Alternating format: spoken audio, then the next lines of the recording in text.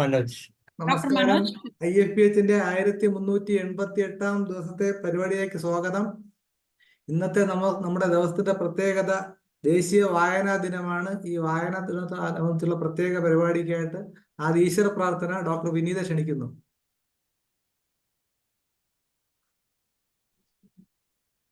Sir കേൾക്കാവോ? കേൾക്കാം.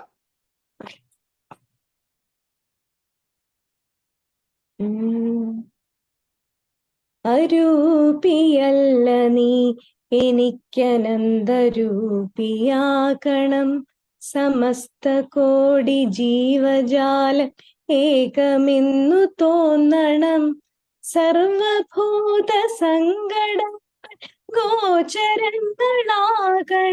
സഹാനുഭൂതി ഉൾക്കടൽ തിരകളായി മാറണം, അസാധ്യമെന്ന ചിന്തയെ ജയിച്ചെനിക്കു വളരണം, അമൂല്യരത്നമമ്മ തന്ന സ്നേഹമെന്നറിയണം, തികഞ്ഞ ഭക്തിയോടെ ജന്മനാടിനെ നയിക്കണം, ഗുരുപദാംബുജങ്ങളിന്നും ഉണ്മയായി സ്മരിക്കണം, ശത്രുവെങ്കിലും കരം ഗ്രഹിക്കുവാൻ കഴിയണം, മിഴികൾ കൊണ്ടു മാനസം തലോടുവാൻ പഠിക്കണം, നാവിൽ നല്ല വാക്കുകൾ സദാ തുളുമ്പി നിൽക്കണം, നിറഞ്ഞ പുഞ്ചിരിക്കു മുന്നിൽ ആയുധങ്ങൾ തോൽക്കണം, നിറഞ്ഞ പുഞ്ചിരിക്കു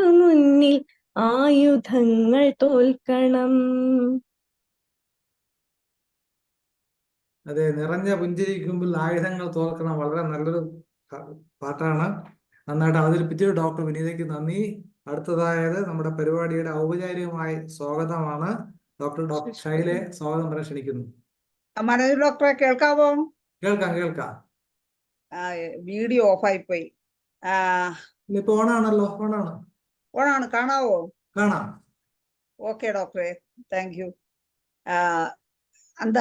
അന്താരാഷ്ട്ര വായനാ ദിനവുമായി ബന്ധപ്പെട്ട ഇന്നത്തെ പ്രത്യേക പരിപാടിയിൽ സ്വാഗതം പറയുക എന്നുള്ളതാണ് എൻ്റെ കർത്തവ്യം. ഇന്ന് ഈ വായനാ ദിനവുമായി ബന്ധപ്പെട്ട പരിപാടി ഉദ്ഘാടനം ചെയ്യുവാനായി എത്തിയിട്ടുള്ളത് ഡോക്ടർ ജോർജ് ഓണക്കൂർ സാറാണ്. അദ്ദേഹം നോവലിസ്റ്റ്, കഥാകാരൻ എന്നെല്ലാം ഇന്നീ തലത്തിലെല്ലാം തിളങ്ങിക്കൊണ്ടിരിക്കുന്ന വ്യക്തിത്വമാണ്. അദ്ദേഹം കേരള സംസ്ഥാന സർവവിജ്ഞാനകോശം ഇൻസ്റ്റിറ്റ്യൂട്ട്, ബാലസാഹിത്യ ഇൻസ്റ്റിറ്റ്യൂട്ട് എന്നീ പ്രസ്ഥാനങ്ങളിൽ ഡയറക്ടറായി ജോലി ചെയ്തിട്ടുള്ള വ്യക്തിത്വമാണ്. അദ്ദേഹമാണ് ഇന്ന് നമ്മുടെ പരിപാടി ഉദ്ഘാടനം ചെയ്യുന്നത്. വളരെ ആദരപൂർവ്വവും സ്നേഹപൂർവ്വവും അദ്ദേഹത്തെ ഇന്നത്തെ പ്രോഗ്രാമിലേക്ക് സ്വാഗതം ചെയ്യുന്നു.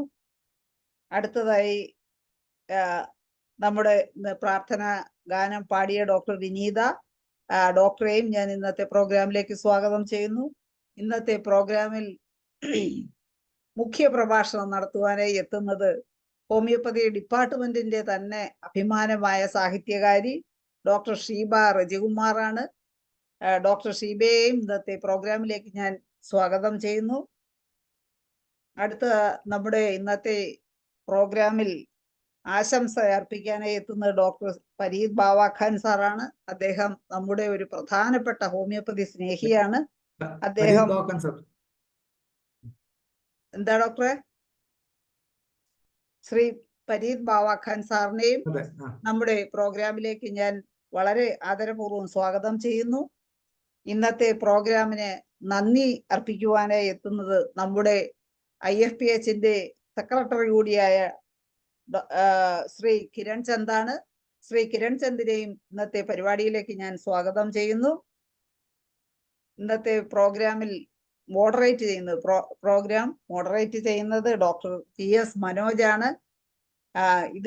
ഇങ്ങനെയുള്ള പ്രോഗ്രാം ഒക്കെ നടത്തുന്നതിന് വേണ്ടി ഒരുപാട് കഷ്ടപ്പെട്ട് എല്ലാരെയും വിളിക്കുകയും ഓരോരുത്തരെയും കണ്ടുപിടിക്കുകയൊക്കെ ചെയ്യുന്ന ഡോക്ടർ GS മനോജിനെയും ഇന്നത്തെ പ്രോഗ്രാമിലേക്ക് ഞാൻ സന്തോഷപൂർവ്വം സ്വാഗതം ചെയ്യുന്നു.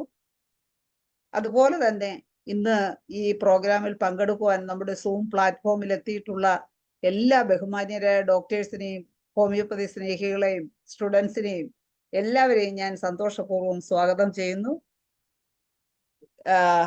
ഇനി അതുപോലെ തന്നെ നമ്മുടെ അണിയറ പ്രവർത്തകരായിട്ടുള്ള ഡോക്ടർ ധനേഷ്, ഡോക്ടർ ഹ്യൂബർട്ട്, അതുപോലെ എല്ലാവരെയും ഒരിക്കൽ കൂടി സ്വാഗതം ചെയ്തുകൊണ്ട് എൻ്റെ സ്വാഗത പ്രസംഗം നിർത്തുന്നു. നന്ദി, നമസ്കാരം. നന്ദി ശൈല ഡോക്ടറെ. വളരെ ചുരുങ്ങിയ വാക്കുകൾ, മിതഭാഷണമാണ് എപ്പോഴും ഭംഗിയുള്ളത്. ഡോക്ടർ വളരെ കൃത്യമായിട്ട് ചെയ്തു. നമ്മൾ പറയല്ലോ സമയറിന്ത് പേശു, സമയമറിന്ത് പേശു എന്നുള്ളത്, അത് വളരെ പ്രധാനമാണ്. ഇപ്പൊ നമുക്ക് അടുത്തതായി ഉദ്ഘാടന പ്രസംഗമാണ്. നമ്മുടെ ജോർജ് ഓണക്കൂർ സാറിന്റെ ഓഡിയോ കണക്ട് ആയിട്ടില്ല. കണക്ട് ആവുന്ന ഉടനെ നമുക്ക് സാറിനെ ക്ഷണിക്കാം. നമുക്ക് ലൈബ്രറിയെ കുറിച്ച് പറയുമ്പോൾ 1925 ശ്രീമാൻ PN പണിക്കർ സാർ ആദ്യമായിട്ട് ഒരു ലൈബ്രറി തുടങ്ങുന്നത്. 1925. 1945 ആയപ്പോൾ തിരുവിതാംകൂർ ഗ്രന്ഥശാല സംഘം എന്നാവുകയും പിന്നീട് സ്റ്റേറ്റ് ലൈബ്രറി കൗൺസിലായിട്ട് മാറുകയും ചെയ്തു. ഇന്നിപ്പോൾ ഇന്ത്യയിൽ ലൈബ്രറിയുടെ സ്ഥാനത്ത് കേരളത്തിന് 2ാം സ്ഥാനമാണ്. അതായത് ഏതാണ്ട് 8500ഓളം ലൈബ്രറികൾ കേരളത്തിലുണ്ട്. 1ാം സ്ഥാനത്തുള്ളത് മഹാരാഷ്ട്രയാണ്. ഇതൊക്കെ ഉള്ളപ്പോൾ തന്നെയും വായന പൊതുവെ കുറയുന്ന ഒരു ശീലം പൊതുവെ കാണുന്നുണ്ട്. പ്രത്യേകിച്ച് കാരണം നമ്മുടെ പല സ്വകാര്യ സ്കൂളുകളും വളരെ ലിമിറ്റഡ് ആയിട്ടുള്ള പോർഷൻസെ പിള്ളേരെ പഠിപ്പിക്കാറുള്ളൂ. ഒരുതരം കുക്കിംഗ് ആണ് നടക്കുന്നത്. 100ൽ 100 വാങ്ങിക്കുക എന്നുള്ളത് മാത്രം ഉദ്ദേശിക്കുന്നു. അപ്പൊ ഭാഷ മരിക്കുന്നു. ഇത് ഏറ്റവും കൂടുതൽ ബാധിക്കുന്ന ഒരു പരിധിവരെ ഹോമിയോപ്പതി ഡോക്ടർമാരാണ്. കാരണം നല്ലൊരു രോഗികളിൽ നിന്ന് ലക്ഷണങ്ങൾ കൃത്യമായിട്ട് പറയാൻ പലപ്പോഴും രോഗികൾ കഴിയുന്നില്ല. എന്താണ് പ്രശ്നം എന്ന് ചോദിച്ചാൽ അവർക്ക് പറയാൻ, കാരണം ഭാഷ ഇല്ലാതായി കഴിഞ്ഞു. അത് വലിയ പ്രശ്നമായിട്ട് മാറുന്നുണ്ട്. തീർച്ചയായിട്ടും നമ്മളെ അത് ബാധിക്കും. അതുകൊണ്ട് തന്നെ നമ്മൾ കൺസേൺഡ് ആണ്. അപ്പൊ അങ്ങനെയുള്ള ആൾക്കാരെ ഈ മൂകം കരോതി വാചാലം, സംസാരിക്കാതെ സംസാരിപ്പിക്കുക എന്നുള്ള ഒരു ഉത്തരവാദിത്വം കൂടി ഹോമിയോപ്പതി ഡോക്ടർമാർക്ക് ഏറ്റെടുക്കേണ്ടതുണ്ട്. അപ്പൊ അതുകൊണ്ട് തന്നെ തീർച്ചയായിട്ടും ഒരുപാട് വായിക്കുന്ന പണ്ഡിതന്മാരായ ആൾക്കാരെ എല്ലാം തന്നെ നമ്മൾ ഈ വേദിയിലേക്ക് ക്ഷണിക്കുന്നത്. ഓണക്കൂർ സാറിന്റെ ഓഡിയോ കണക്ട് ആയെന്നല്ല സാർ, കണക്ട് ആയോ സാറ്? സാറിന്റെ ഓഡിയോ കണക്ട് ആയിട്ടില്ലല്ലോ. കണക്ട് ആവുന്നില്ല. ഓഡിയോ കണക്ട് ആയിട്ടില്ല. വീഡിയോ ആയിട്ടുണ്ട്. ഞാൻ സംസാരിച്ചിരുന്നു. സാർ സംസാരിച്ചിട്ട് എനിക്ക് കേൾക്കാമായിരുന്നു. അതെ, അൺമ്യൂട്ട് ചെയ്താൽ മതി. അൺമ്യൂട്ട് ചെയ്യുന്ന അത് ആ ഒരു ഓപ്ഷൻ വരുന്നില്ല സാറിന്റെ ഒരു. ഇപ്പം കണക്ട് ആയല്ലോ. ഇല്ല വീഡിയോ സാറിന്റെ അതെ, വീഡിയോയും കാണുന്നത്. സാറിന് ഒന്ന് സംസാരിച്ച കേൾക്കാമെന്ന് അറിയാമായിരുന്നു. ഇല്ല, മൈക്ക് കണക്ട് ആയിട്ടില്ല. ഇല്ല.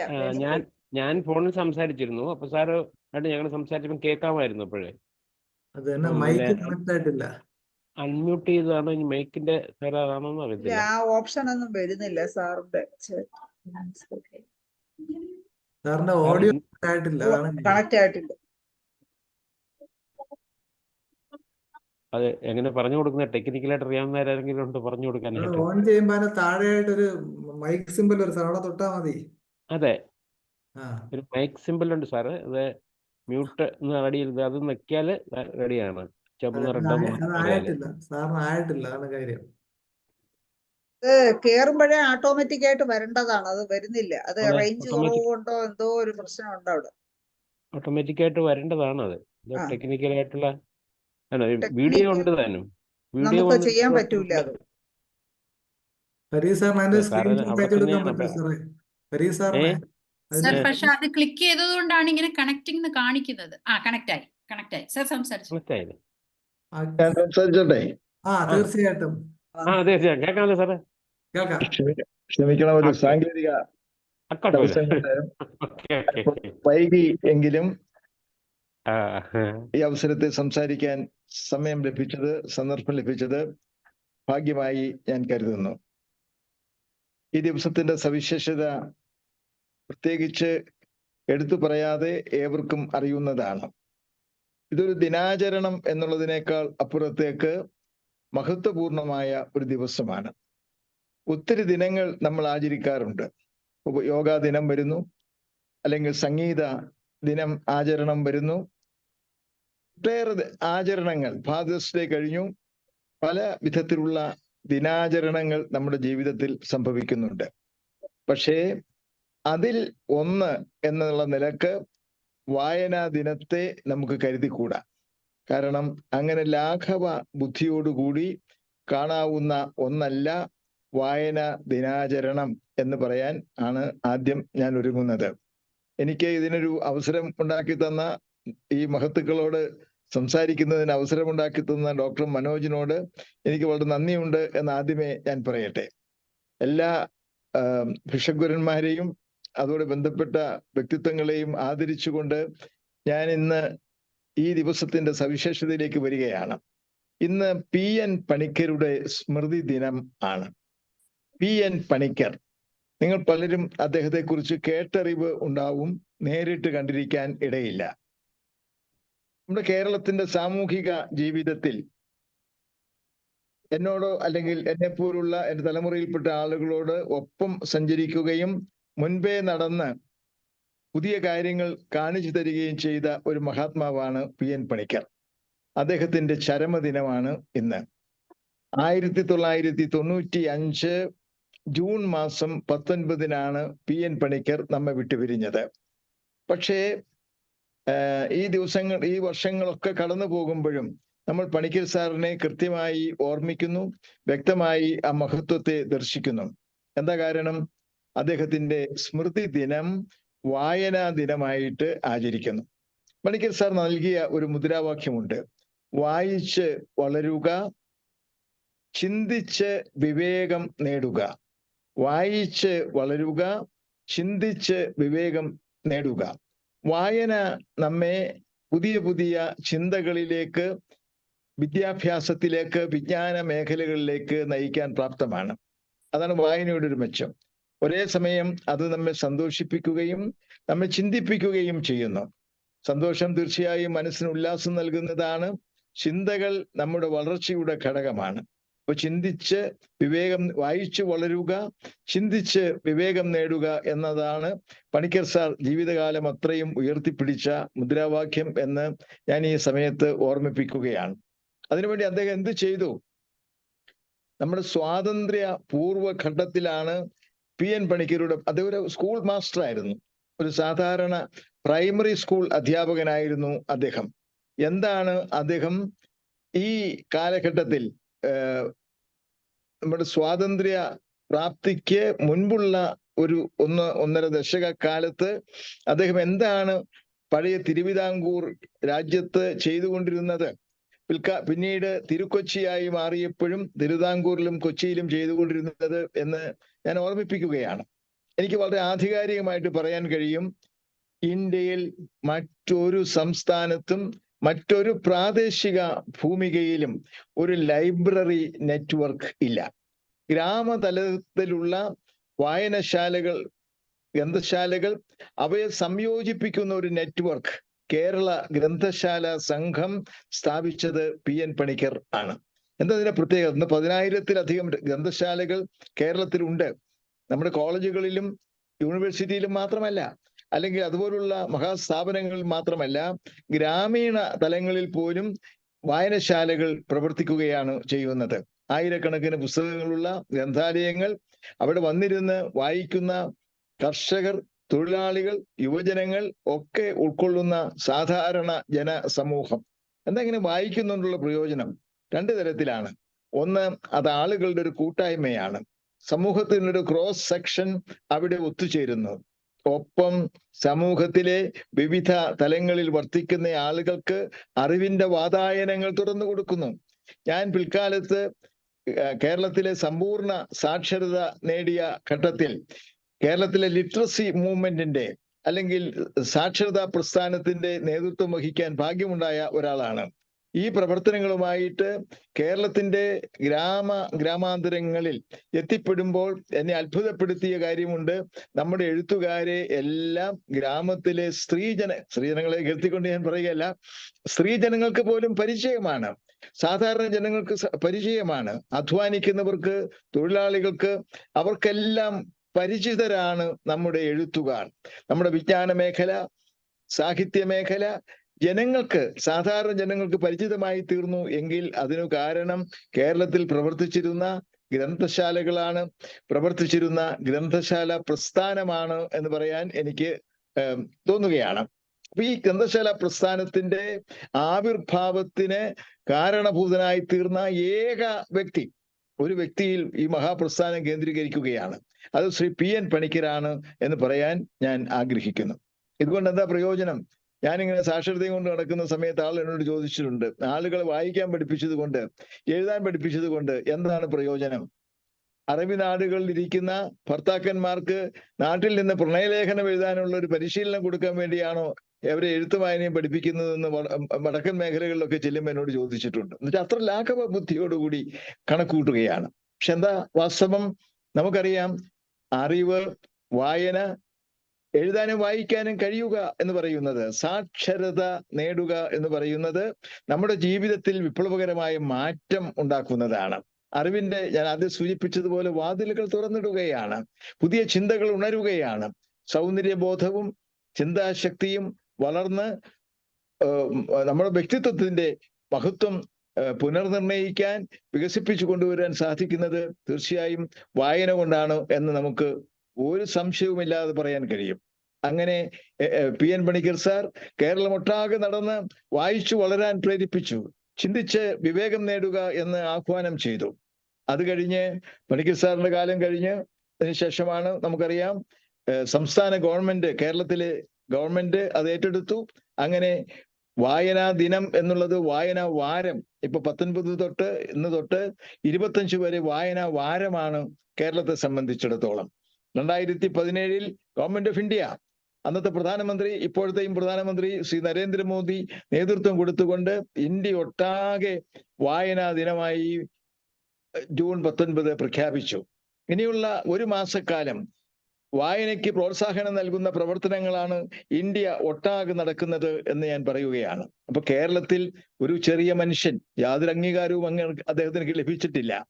പണിക്കർ സാറിന് യാതൊരു അംഗീകാരവും, ഒരു പത്മശ്രീ കിട്ടിയിട്ടില്ല, അല്ലെങ്കിൽ വേറെ ഏതെങ്കിലും ഒരു ദേശീയ അംഗീകാരം പണിക്കർ സാറിന് തേടി എത്തിയിട്ടില്ല. പക്ഷേ ജനങ്ങളുടെ ഇടയിൽ, മനുഷ്യരുടെ മനസ്സുകളിൽ അദ്ദേഹത്തിന് വലിയ സ്ഥാനമുണ്ട്. കാരണം അവരെ മനുഷ്യരാക്കി തീർക്കുന്നതിൽ വലിയ സംഭാവനയാണ് PN പണിക്കർ നൽകിയത് എന്ന് നമുക്ക് ഉറപ്പിച്ചു പറയാനായിട്ട് സാധിക്കും എന്നുള്ളത് കൊണ്ടാണ് ഞാനിങ്ങനെ പറയുന്നത്. എന്നെ അത്ഭുതപ്പെടുത്തിയ ഒട്ടേറെ ചിത്രങ്ങൾ എൻ്റെ അനുഭവത്തിൽ നിന്ന് എടുത്തു പറയാൻ ഞാൻ ആഗ്രഹിക്കുകയാണ്. വായനയ്ക്ക് കേരളീയ സമൂഹം എന്ത് പ്രാധാന്യം കൊടുത്തു എന്ന് ഉറപ്പിച്ചു പറയാൻ വേണ്ടിയിട്ടാണ് ഞാനിത് സൂചിപ്പിക്കുന്നത്. എൻ്റെ നാട്ടിൽ, ഞാൻ എറണാകുളം ജില്ലയിലെ കൂത്താട്ടുകുളത്തിന് അടുത്തുള്ള ഒരു ഗ്രാമത്തിൽ ജനിച്ചയാളാണ്. കുട്ടിക്കാലത്ത് ഞാൻ സ്കൂളിലേക്ക് പോകുന്ന സമയത്ത് ഞങ്ങളുടെ നാട്ടിൽ പാവപ്പെട്ട തൊഴിലാളികൾ ഇരുന്ന് ബീഡി തീർക്കുന്ന ഒരു സ്ഥാപനം ഉണ്ടായിരുന്നു. സിംഹമാർക്ക് ബീഡി എന്നാണ് അതിനെ പറഞ്ഞിരുന്നത് എന്ന് ഓർക്കുകയാണ്. അവിടെ രാവിലെ തൊട്ട് വൈകുന്നേരം വരെ പണിയെടുക്കുന്ന തൊഴിലാളികൾ സന്ധ്യയാവുമ്പോൾ അവർക്ക് അതിനുള്ള കൂലി കിട്ടും. പക്ഷേ ഞാൻ നോക്കുമ്പോൾ ഈ ബീഡി തീർക്കുന്ന ആളുകളുടെ നടുവിലിരുന്നു കൊണ്ട് ഒരു ചെറുപ്പക്കാരൻ ഒരു സ്റ്റൂളിലിരുന്ന് ആദ്യം പത്രങ്ങൾ വായിക്കുന്നു, ആനുകാലിക പ്രസിദ്ധീകരണങ്ങൾ വായിക്കുന്നു, അത് കഴിഞ്ഞ് പുസ്തകങ്ങൾ വായിക്കുകയാണ്. ബഷീറിന്റെ, ദേവിന്റെ, അല്ലെങ്കിൽ തകഴിയുടെ, പൊറ്റക്കാടിന്റെ ഒക്കെ പുസ്തകം, ലളിതാംബിക അന്തർജനത്തിന്റെ ഒക്കെ പുസ്തകങ്ങൾ വായിച്ചിരുന്ന ആ ഒരു കാലം ഉണ്ടായിരുന്നു. അപ്പൊ വൈകുന്നേരം ആകുമ്പോൾ എല്ലാ തൊഴിലാളികൾക്കും ശമ്പളം കിട്ടും, ഒരു ദിവസത്തെ വേതനം കിട്ടും. ഡബിൾ വേതനമാണ് ഈ പത്രം വായിക്കുന്ന സുഹൃത്തിന് നൽകപ്പെട്ടിരുന്നത് എന്ന് ഞാൻ ഓർക്കുന്നു.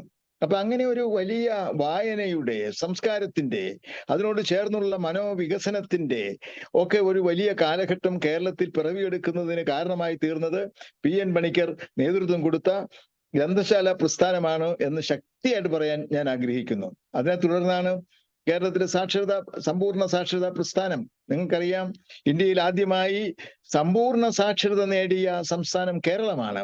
അതിലേക്ക് നയിക്കുന്ന സാക്ഷരതാ പ്രവർത്തനങ്ങൾ ശക്തിപ്പെടുന്നതിനുള്ള കാരണമായി തീർന്നത് ഈ ഗ്രന്ഥശാലകൾ നൽകിയ പ്രചോദനമാണ് എന്നുള്ളത് എടുത്തു പറഞ്ഞേ മതിയാവുകയുള്ളൂ. ധാരാളമായിട്ട് ആളുകൾ വായിച്ചു. എന്നെ അത്ഭുതപ്പെടുത്തിയിട്ടുണ്ട്. ഗ്രാമാന്തരങ്ങളിൽ ചെല്ലുമ്പോൾ നമ്മുടെ അമ്മമാർ വിശ്രമ സമയങ്ങളിൽ ഇരുന്നു കൊണ്ട് പുസ്തകങ്ങൾ വായിക്കുന്നത് കണ്ട് ഞാൻ അത്ഭുതപ്പെട്ടിട്ടുണ്ട്.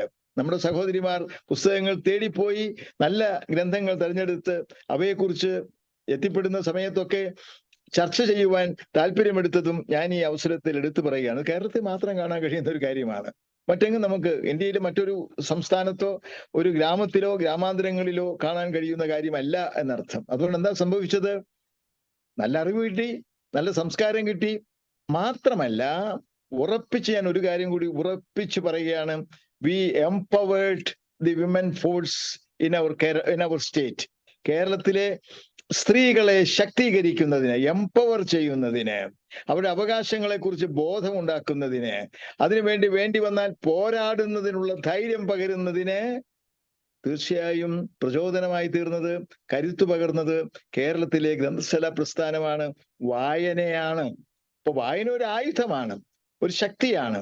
നമ്മുടെ അന്ധവിശ്വാസങ്ങളെ അകറ്റാൻ, നമ്മുടെ പുരോഗതിക്ക് വേണ്ടി കളമൊരുക്കാൻ, നമ്മെ തന്നെ ശക്തീകരിക്കാനുള്ള വലിയ ഒരു ആയുധമാണ് വായന എന്ന് പറയുന്നത്. അപ്പൊ പുസ്തകങ്ങൾ നമ്മുടെ കൂട്ടുകാരാണ്. നമ്മൾ പറയാറുണ്ടല്ലോ, ആരാ ഏറ്റവും നല്ല സ്നേഹിതൻ നമ്മുടെ എന്ന് ചോദിച്ചാൽ നല്ല പുസ്തകങ്ങൾ വായിക്കാൻ തരുന്നവരാണ് എന്ന് നമ്മൾ എപ്പോഴും പറയും. അപ്പൊ നല്ല പുസ്തകങ്ങൾ നമ്മുടെ കൂട്ടുകാരാണ്. ആ ഒരു ബോധ്യം നമുക്കുണ്ടാവുക.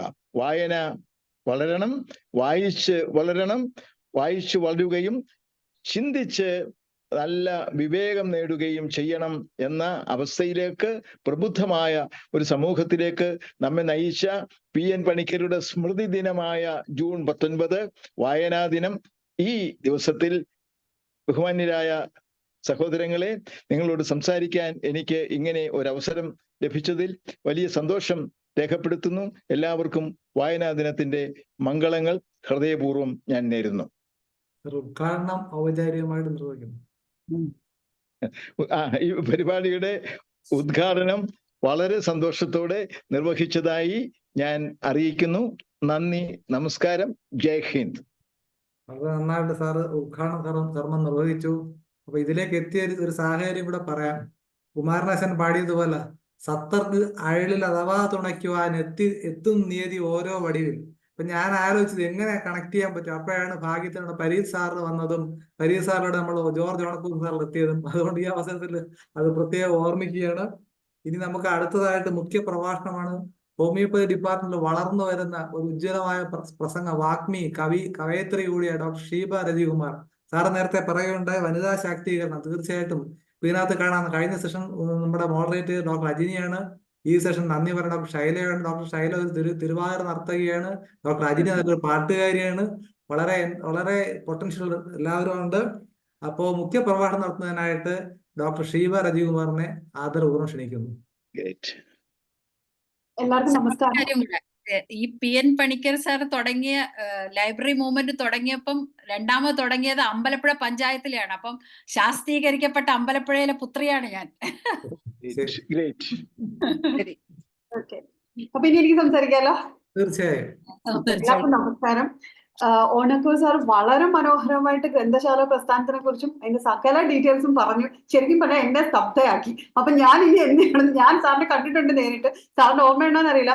വർഷങ്ങൾക്ക് മുമ്പ് മുതുകുളം പാർവതി അമ്മ അവാർഡ് എന്റെ ട്വിൻ സിസ്റ്റർ ഷീജ പക്കം വാങ്ങിക്കുന്ന സമയത്ത് സാറാണ് അത് കൊടുക്കുന്നത്. അന്ന് നമ്മൾ കണ്ടിട്ടുണ്ട്, സംസാരിച്ചിട്ടുണ്ട്. അപ്പൊ ഇന്ന് സാറിനെ കാണാൻ പറ്റിയതിൽ ഭയങ്കര സന്തോഷം. അപ്പം ഞാൻ എന്തായാലും സാറ് പറഞ്ഞതിൽ നിന്ന് വിട്ട് ബാക്കിയല്ലേ ഇനി എനിക്ക് പറയാൻ പറ്റുള്ളൂ. അപ്പൊ ഞാൻ പുസ്തകങ്ങളെ കുറിച്ച് പറയാം. ബിക്കോസ് ഇനി വായനയെ കുറിച്ചും ബാക്കിയുള്ള ഡീറ്റെയിൽസും നമ്മൾ പറയണ്ട. നമുക്ക് ജനറലി ഞാൻ വായനയിലേക്ക് കടന്നു വന്നതിനെ കുറിച്ചും എങ്ങനെ സ്റ്റെപ്പ് ബൈ സ്റ്റെപ്പ് വായനയും പുസ്തകങ്ങളിലേക്കും കടന്നു വന്നുള്ളതിനെ കുറിച്ച് ജനറലി പറയാം. അപ്പൊ നമ്മളുടെയൊക്കെ ഒരു ജനറേഷൻ, അതായത് ഒരു ലൈക്ക് 80s 90s ആൾക്കാര് വായന ഭയങ്കര ഒരു എന്താ പറയാ ത്രില്ലായിട്ട് എടുത്തൊരു ജനറേഷനാണ്. കാരണം എന്താണെന്നറിയോ, നമുക്ക് ഇപ്പോഴത്തെ മേജർ ആയിട്ടുള്ള ആയുധങ്ങളൊന്നുമില്ല. ഫോണില്ല, ഇന്റർനെറ്റ് ഇല്ല, അങ്ങനത്തെ ഭീകരമായിട്ടുള്ള നമ്മുടെ സമയം അപഹരിക്കുന്ന ഒരു സാധനങ്ങളും ഇല്ലാത്തതുകൊണ്ട് there was only one thrilling thing for us, it was reading. അതുകൊണ്ട് നമ്മൾ ഭ്രാന്തമായിട്ട് വായിച്ച ജനറേഷനാണ്. ഇനിയത്തെ ജനറേഷന് പറയാൻ പറ്റാത്ത ഒരു കഥയാണ് ശരിക്കും പറഞ്ഞാൽ നമ്മുടെ വായനയുടേത്. അത് അവരുടെ അടുത്ത് നിന്ന് ഒരു പക്ഷെ പ്രതീക്ഷിച്ചിട്ടും കാര്യമില്ലായിരിക്കാം. അപ്പം നമ്മൾ ആ ജനറേഷനിലെ ആൾക്കാരോട് ചോദിച്ചാലേ ഏറ്റവും ആദ്യം പറയുന്ന കുറെ പുസ്തകങ്ങളുണ്ട്. അതിൽ എനിക്ക് തോന്നുന്നത് ഏറ്റവും ആദ്യം പൈക്കോ ക്ലാസിക്സ്. അപ്പൊ നിങ്ങളുടെ കയ്യിൽ എത്ര പേര് പൈക്കോ ക്ലാസിക്സ് വായിച്ചു? എല്ലാവരും വായിച്ചിട്ടുണ്ടെന്ന് എനിക്കറിയാം. എത്ര പുസ്തകങ്ങളാണ് നമ്മുടെ മുമ്പ് കൊണ്ട് തന്നത്.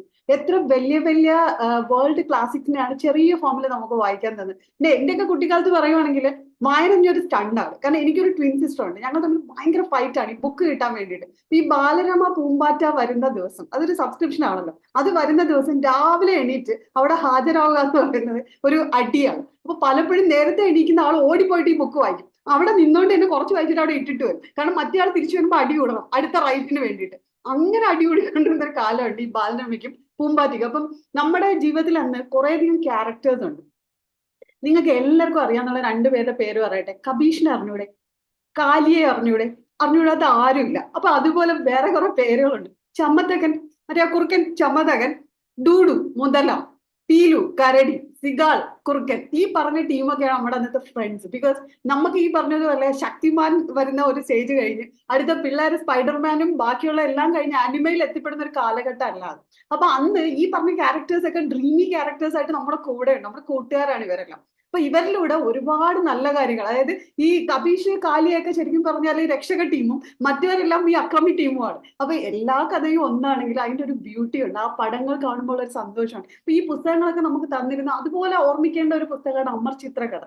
എത്ര ഹിസ്റ്ററിക്കൽ സ്റ്റോറീസ് ആണ് പഠിപ്പിച്ചത്, എത്ര പുരാണങ്ങളും ചരിത്രങ്ങളും പഠിപ്പിച്ചതാണ്. എന്ന് വെച്ചാൽ അത്രയും നമ്മൾ ഉൾക്കൊണ്ടതാണ്. പൂമ്പാറ്റ, അതുപോലെ സാഹിത്യപരമായിട്ടല്ലാതെ അറിവും കൂടെ പകർന്നിട്ടുള്ള യുറീക്ക, ഇപ്പോഴും ഉണ്ട് യുറീക്ക. അപ്പം ഇതുപോലത്തെ ഒരുപാട് പുസ്തകങ്ങൾ. പിന്നെ അന്നത്തെ ഏറ്റവും വലിയ ടെൻഷൻ എന്ന് വെച്ചാൽ കൈ കിട്ടി എന്തും വായിച്ചു കളയും. അപ്പൊ മുതിർന്നവർക്ക് ഏറ്റവും വലിയ പേടി എന്ന് വെച്ചാൽ അവര് പണ്ട് വരുത്തുന്ന കുറെ സംഭവമൊക്കെയാണ്, മംഗളം, മനോരാജ്. ഇപ്പൊ അതൊന്നും ഇല്ല, അതിന്റെയൊക്കെ കാലം കഴിഞ്ഞു. എന്തുകൊണ്ടെന്ന് അറിയോ? ആ സാധനം മുഴുവൻ സീരിയലും ഉണ്ടോ ഇല്ലേ? ഈ കഥ മുഴുവൻ ഇപ്പൊ സീരിയലിൽ ഓടിക്കൊണ്ടിരിക്കുകയാണ്. അപ്പൊ നോബഡി ഹാസ് ടൈം അതിന് ഈ പുസ്തകമായിട്ട് വായിക്കണ്ട, അതിന്റെ സമയം കഴിഞ്ഞു. പക്ഷെ നമ്മുടെ കാലത്ത് ഈ മംഗളം, മനോരാജ്യം ഒക്കെ ഉണ്ട്. അപ്പൊ ഈ കുഞ്ഞു പിള്ളേർ ഈ സാധനമൊക്കെ അടിച്ചു മാറ്റി വായിക്കാതിരിക്കുക, അന്ന് പാരന്റ്സ് ഭയങ്കര കഷ്ടപ്പെടും. കാരണം എന്ന് വെച്ചാൽ കൈ കിട്ടിയത് എന്തും വായിക്കാൻ, വേറെ ഒരു എന്റർടൈൻമെന്റും ഇല്ലാത്ത ഒരു ഫ്യൂരിയസ് ആയിട്ടുള്ള ഒരു ജനറേഷന്റെ വക്താക്കളാണ് നമ്മളെല്ലാം. അപ്പൊ ഇത് കഴിഞ്ഞിട്ട് കുറച്ചും കൂടെ മുമ്പോട്ട് പോകുമ്പോൾ നമ്മുടെ ജനറേഷൻ വായിച്ചിട്ടുള്ള പുസ്തകങ്ങളാണ് ദുർഗാ പ്രസാദ് ഖത്രിയൊക്കെ പോലെ. ഞാൻ എന്റെ ഓർമ്മക്കുറിപ്പുകളാണ് ഈ പറഞ്ഞു വെക്കുന്നത്. ചുവന്ന കൈപ്പത്തി വായിച്ചിട്ടുള്ള ആൾക്കാരുണ്ടാവും, മൃത്യുകിരണങ്ങൾ, ഇതൊക്കെ എന്ത് ഫാന്റസി ആയിട്ടാണ് നമ്മൾ കണ്ടിരുന്നത്. പിന്നെ നമുക്ക് വലിയൊരു ഭാഗ്യം സിദ്ധിച്ചത് എന്താണെന്ന് വെച്ചാൽ നമ്മൾ ഇതിനെ ഒന്നും തന്നെ ആനിമേറ്റഡ് ഫോമായിട്ടോ അല്ലെങ്കിൽ വീഡിയോ ഫോമായിട്ടോ കണ്ടിട്ടില്ല. നമ്മൾ രാമായണം വായിച്ചപ്പോൾ നമുക്കൊരു രാമനും നമുക്കൊരു സീതയും ഉണ്ടായിരുന്നു. അത് ഒരിക്കലും ഒരു ക്യാരക്ടർ ആയിരുന്നില്ല. അതേസമയം ഈ പറഞ്ഞ സംഭവങ്ങളെല്ലാം സീരിയലൈസ്ഡ് ആയപ്പോൾ എല്ലാവരുടെ രാമനും എല്ലാവരുടെ സീതയും ഒന്നായി മാറിപ്പോയി.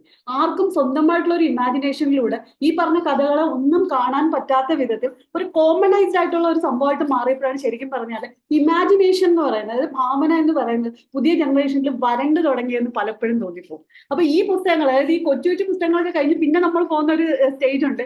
നിങ്ങൾക്ക് എല്ലാവർക്കും അറിയാലോ, പഞ്ചതന്ത്രം വായിച്ച ഒരു ഫീൽ ഉണ്ടല്ലോ. പഞ്ചതന്ത്രം വായിച്ചിട്ടില്ലാത്ത ആരും ഇല്ലെന്ന് എനിക്കറിയാം. കാരണം വിഷ്ണു ശർമ്മൻ അന്നത്തെ LD, ലേണിംഗ് ഡിസബിലിറ്റി ഉള്ള കുറച്ച് രാജകുമാരന്മാരെ നീതിശാസ്ത്രം പഠിപ്പിക്കാൻ വേണ്ടിയിട്ട് എഴുതിയ ഒരു സംഭവമാണ് പഞ്ചതന്ത്രം. അപ്പൊ ഞാൻ എവിടെ വായനയെ കുറിച്ച് പറയുമ്പോഴും പറയാൻ ആഗ്രഹിക്കുന്ന ഒരു ബുക്കാണ് പഞ്ചതന്ത്രം. എനിക്ക് ഭയങ്കര ഇഷ്ടമുള്ള ഒരു കഥയുണ്ട്. അപ്പൊ അതിനകത്ത് നിങ്ങൾക്ക് അറിയാലോ, ഒത്തിരി സെക്ഷൻസ് ആയിട്ടാണ് അത് എഴുതിയിരിക്കുന്നത്. മിത്രഭേദം, മിത്രലാഭം, അതിനകത്ത് കാകോലികീയം എന്ന് പറഞ്ഞൊരു സംഭവമുണ്ട്. നിങ്ങൾ വായിച്ചിട്ടുണ്ടോ?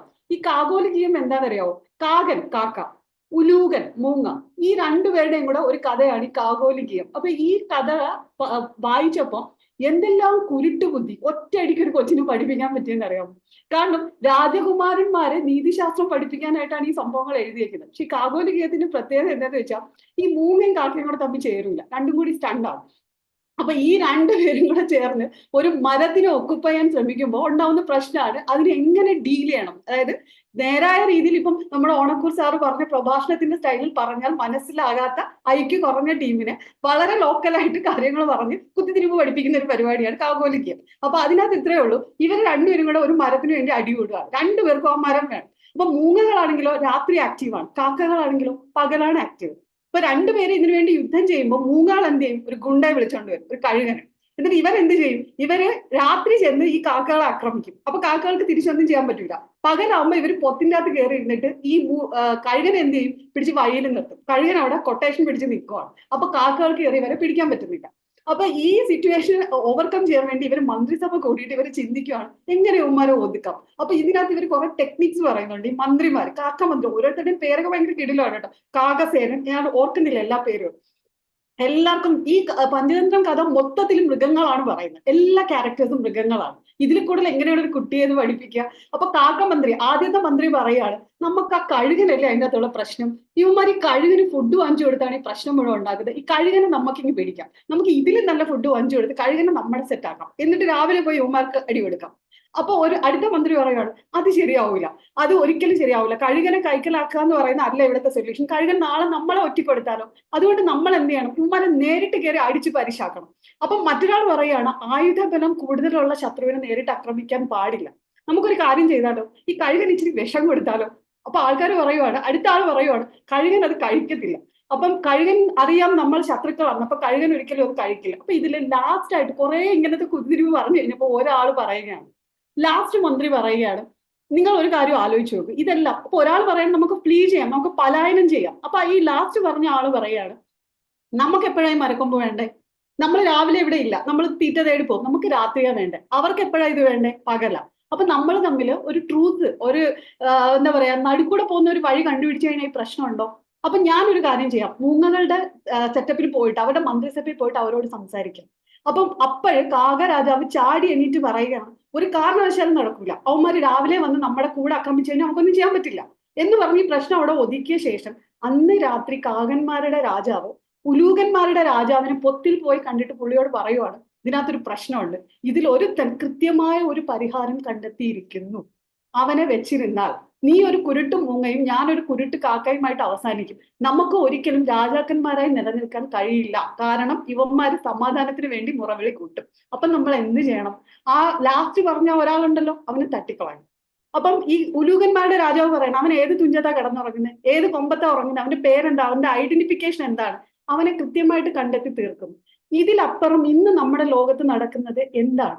ഇതിലപ്പുറം എന്ത് പൊളിറ്റിക്സ് ആണ് ഇന്ന് നമ്മുടെ ഭൂമിയിൽ നടക്കുന്നത്? എന്ത് സാമ്രാജ്യത്വമാണ്, എന്ത് യുദ്ധമാണ്? ഈ പറഞ്ഞ കോമൺ പ്രിൻസിപ്പിളിനപ്പുറം അന്ന് വിഷ്ണു ശർമ്മൻ പറഞ്ഞ ആ തിയറിക്കപ്പുറം എന്താണ് ഇന്നും മനുഷ്യരുടെ ഇടയ്ക്ക് നടക്കുന്നത്? ഇതിലപ്പുറം വായന ഒരു കൊച്ചുകുട്ടിക്ക് പഞ്ചതന്ത്രം എന്ന ബുക്ക് കൊടുക്കും. അപ്പൊ ഇതിനകത്ത് ഒത്തിരി ഉണ്ട്. മിത്രഭേദം എന്ന് പറഞ്ഞിട്ടില്ല, എങ്ങനെയാണ് രണ്ടുപേരെ തമ്മിൽ അടി കുടിപ്പിച്ച് സ്വന്തം കാര്യം നേടിയെടുക്കുന്നത്? രാജാക്കന്മാരുടെ തന്ത്രങ്ങളാണ്. അപ്പൊ ഈ പറഞ്ഞ ഒരുപാട് കാര്യങ്ങൾ ഒരു group of LD learning disability ഉള്ള ഒരു ടീമിനെ പഠിപ്പിച്ചെടുക്കാൻ പറ്റുന്ന വായനയാണ് അന്നത്തെ കാലത്ത് ഉണ്ടായിരുന്നത്. വിഷ്ണു ശർമ്മന്റെ അത്തരം കഥകൾ എല്ലാം കൂടെ കളക്ട് ചെയ്താണ് പഞ്ചതന്ത്രം ഉണ്ടാക്കിയത്. ഇപ്പൊ നമ്മൾ തന്നെ കൊച്ചു പിള്ളേർക്ക് ഇപ്പം മിന്നാമിന്നിയിലൊക്കെ ഈ കഥകളൊക്കെ ഉണ്ട്. കുരങ്ങനെ ഉപദേശിക്കാൻ പോയ സൂര്യമുഖി പക്ഷിയുടെ കഥ, ആവശ്യമില്ലാത്തടത്ത് പോയി വാചകം അടിച്ചു കഴിഞ്ഞാൽ പണി കിട്ടും എന്നുള്ള ഒറ്റ പ്രിൻസിപ്പിളാണ്. കുരങ്ങന്റെ അടുത്ത് പോയിട്ട് മിന്നാമിന്നിനെ ഉരച്ചു കഴിഞ്ഞാൽ തീ ഉണ്ടാകൂല എന്ന് പഠിപ്പിക്കാൻ പോയ ആളാണ് സൂര്യമുഖി പക്ഷി. കുരങ്ങൻ എന്ത് ചെയ്തു? പുള്ളി കാൽ തൂക്കി അടിച്ചു കൊന്നു.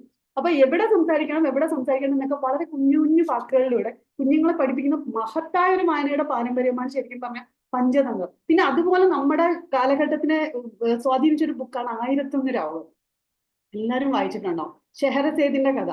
ഷെഹറിയാദ് രാജാവ് എല്ലാ ദിവസവും ഒരു കന്യകയെ വിളിച്ച് നേരം പുലരുമ്പോ ആ വ്യക്തിയെ കൊല്ലുന്ന ഒരു രീതിയിലേക്ക് പോവുകയാണ്. പുള്ളിയുടെ രാജ്ഞി പുള്ളിയെ ചതിച്ചതിന്റെ പേരിലാണ്. അവിടെ എന്താണ് സംഭവിക്കുന്നത്? ഷെഹറസേദ് കഥ പറയാൻ വരുന്നു, ഒരു ദിവസം പോലും കഥ പറഞ്ഞു തീരുമ്പോ നേരം പുലർന്നു പോകുന്നു. അങ്ങനെ ഷെഹറസേദ് പറഞ്ഞ എത്ര കഥകളാണ് കുട്ടികളുടെ വായനയെ പരിപോഷപ്പെടുത്തിയിട്ടുള്ളത്. നമ്മൾ തന്നെ വായിച്ചിട്ടുള്ള അലാവുദ്ദീൻ അത്ഭുത വിളക്കും അതിൻ്റെ അകത്തേക്ക് വരുന്ന ആലിബാബയും കള്ളന്മാർ. എനിക്കിപ്പോഴും ഓർമ്മയുണ്ട്, ഞാൻ ആ പുസ്തകം വായിക്കുമ്പോൾ പലപ്പോഴും ഈ മലിക്കുകളുടെ കഥകൾ, അതുപോലെ തന്നെ കറുത്ത അടിമാളുടെ കഥകൾ, അങ്ങനെ ഒരുപാട് പുതിയ ലോകമാണ് ആ പുസ്തകം തുറന്നു തന്നിട്ടുള്ളത്. പിന്നെ നിങ്ങൾക്ക് എല്ലാവർക്കും അറിയാന്നുള്ള മാൽഗുഡി ഡേയ്സ്. ഇപ്പോഴും ആ ട്യൂഡ് ഓർമ്മ വരും മാൽഗുഡി ഡേയ്സ് എന്ന് കേൾക്കുമ്പോഴത്തേക്ക്. ആ സ്വാമി എന്ന് പറയുന്ന പയ്യൻ, അവന്റെ യാത്രകൾ, അങ്ങനത്തെ പുസ്തകങ്ങൾ.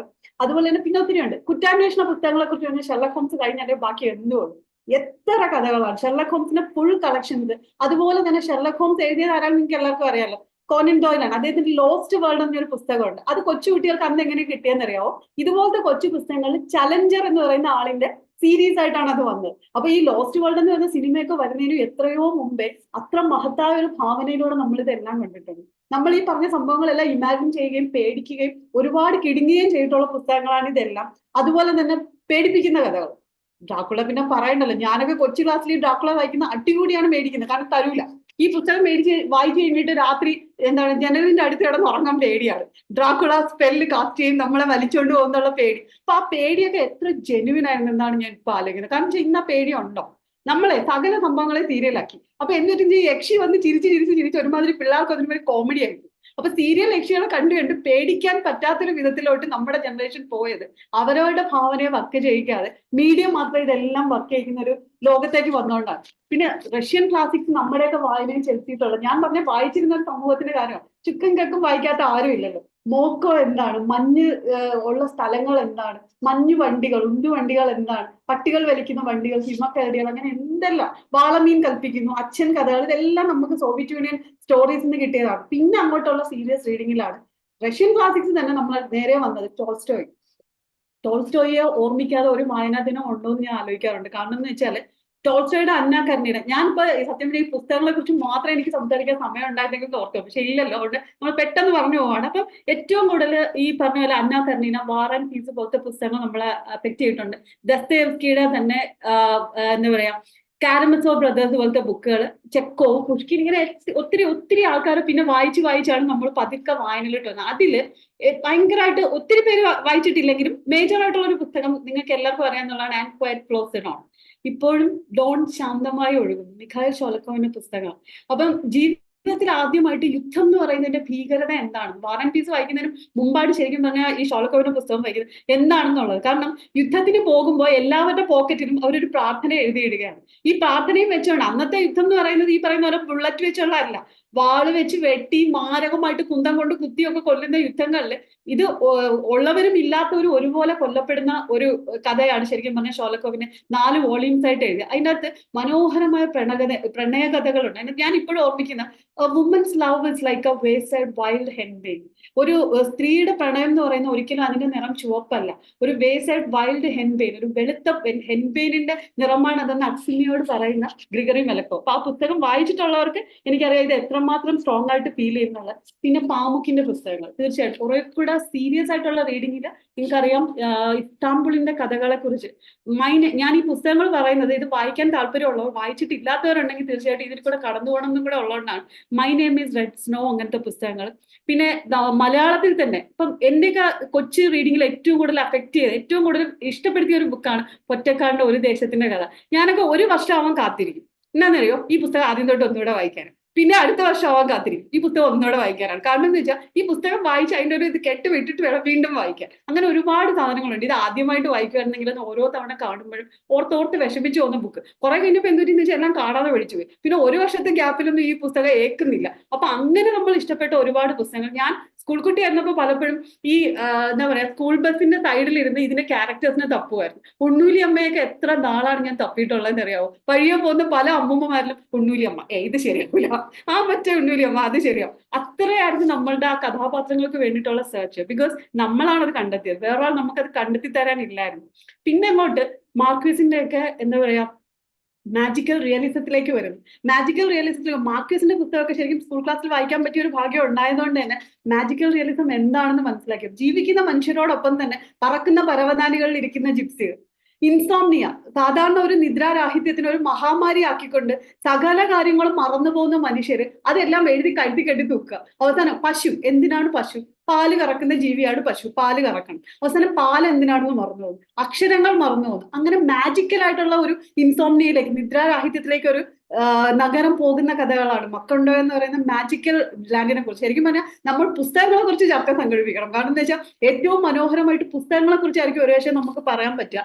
തുടക്കം തന്നെ എന്താ പറയാ സാധനങ്ങൾക്ക് അല്ലെങ്കിൽ ഓരോ സംഭവങ്ങൾക്കും പേരില്ലാത്തൊരു നാടാണ് മക്കണ്ടോ. അപ്പൊ മക്കണ്ടോയെ കുറിച്ചൊക്കെ പറഞ്ഞാൽ തീരില്ല, അങ്ങനെ എത്ര പുസ്തകം. അപ്പൊ ഞാൻ മേജർ ആയിട്ടുള്ള ബുക്സിനെ കുറിച്ച് പറഞ്ഞിട്ട് ജസ്റ്റ് ഓടി ഒന്ന് കവിതകളെ കുറിച്ച് പറയാം. എനിക്ക് ഇനി എത്ര സമയമുണ്ട്? ഞാൻ സാധാരണ ഒരിക്കലും പറഞ്ഞു തീരൂല. എത്ര സമയം എനിക്ക് തരും?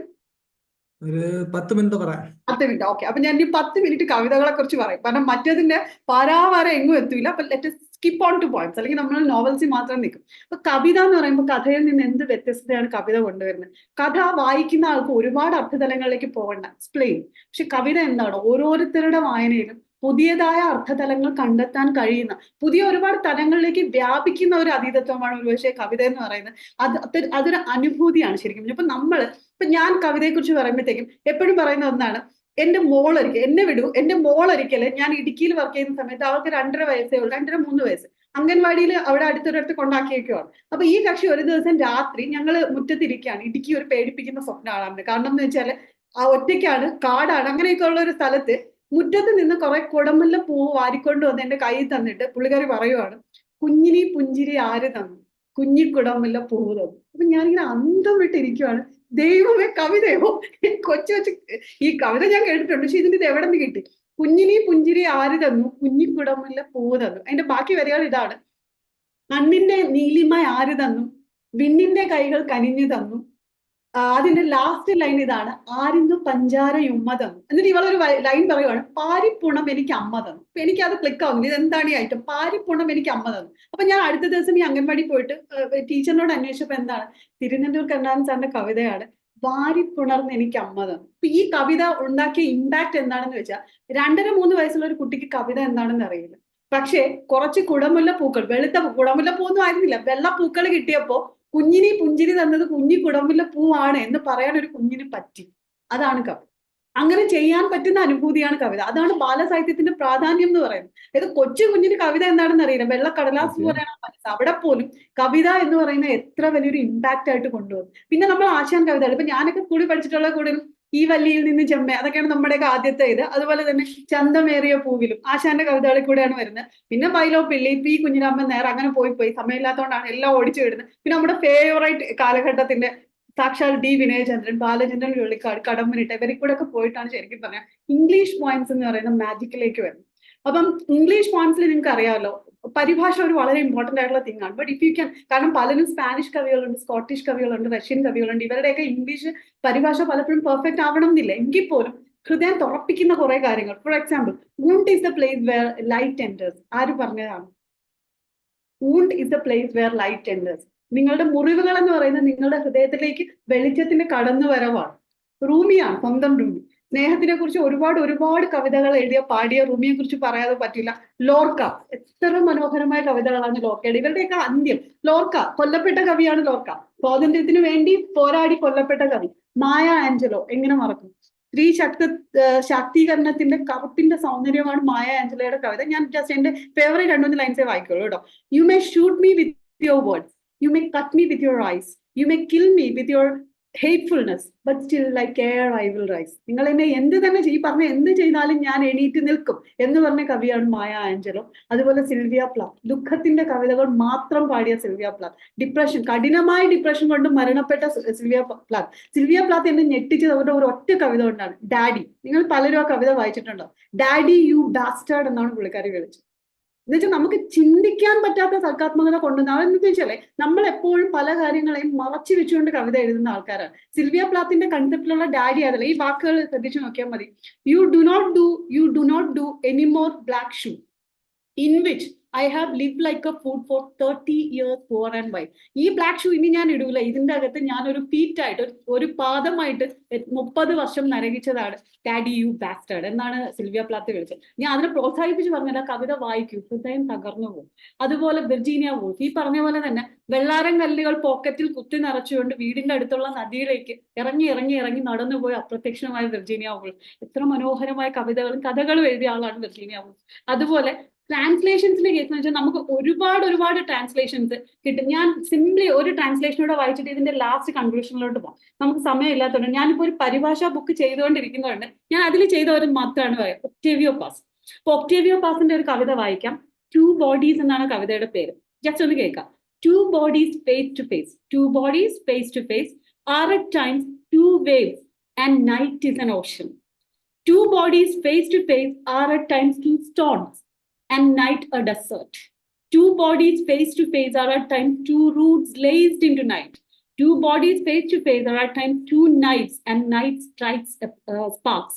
2 bodies face to face are 2 stars falling in an empty sky. ഇത് എന്റെ പരിഭാഷ മാത്രം ഞാൻ വായിക്കുകയാണ്. 2 ദേഹങ്ങൾ മുഖാമുഖം. എന്റെ വരി നോക്കണ്ട, ഇത് ശരിക്കും പറഞ്ഞാൽ ഒക്ടേവിയോ പാസിന്റെ വരികൾ മാത്രം ശ്രദ്ധിച്ചാൽ മതി.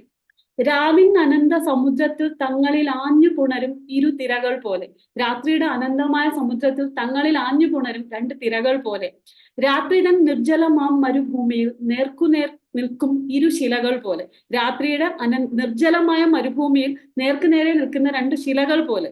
രാത്രിയിലേക്ക് പിണഞ്ഞു ചെന്ന് ആഴം തിരക്കും 2 വേരുകൾ പോലെ. രാത്രിയുടെ ആഴങ്ങളിലേക്ക് പോയി അതിന്റെ ആഴം തിരക്കുന്ന 2 വേരുകൾ പോലെ. രാത്രിതൻ കൈകൾ ഉരക്കെ സ്ഫുലിംഗങ്ങൾ മൂർച്ചയാൽ ചിഹ്നും കഠാരകളെ പോലെ. 2 ദേഹങ്ങളാണ്. രാത്രി ഉരക്കെ കഠാരകളെ പോലെ സ്ഫുലിംഗങ്ങൾ ചിതറുകയാണ്.